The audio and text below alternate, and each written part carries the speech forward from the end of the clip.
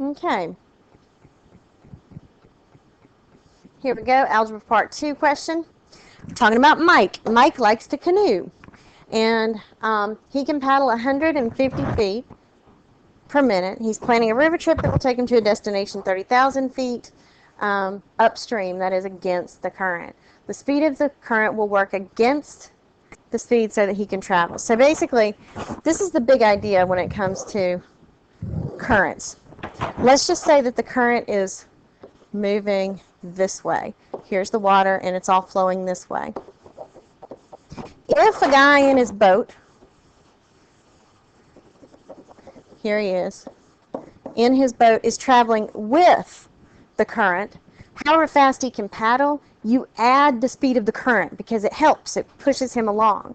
All right? However, if this guy is going this way against the current, you subtract the speed of the current from the amount of speed that he can actually paddle because it makes it harder. This is an idea that we've all seen. It's even hard to run into the wind. Any kind of current will help you if it's to your back, and it will hurt you if it's in your face. So the speed of the current will work against. Let's let S is the speed of the current. So I'm going to make it blue. S is speed of the current.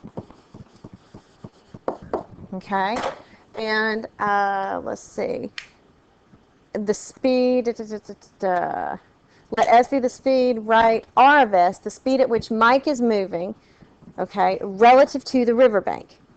Okay, in other words, how fast is he moving if you take the speed, the current into account. So he can travel 150 feet. So 150 feet per second is how fast he can travel. And again, it's saying for the speed at which Mike is moving in terms of S. In other words, what's an expression for the speed when you take into account the fact that the current is pushing him back? So he's working, and note, against the current.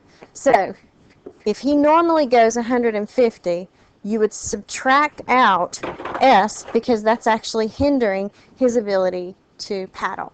And so R of S, which is the function equivalent that they asked you to use, the function name, is equal to 150 minus S, and that answer is D. Okay? So now that you understand kind of the idea of what happens with currents, okay, relative to what you can do, the redemption question is another question about Mike. He's still traveling 150 feet. He wants to know how long it will take him to travel. Okay, just remember distance equals rate times time, and now you should be able to figure out his rate based on the speed he can travel. So take a look at that, see if you can figure it out, check it with your teacher. Good.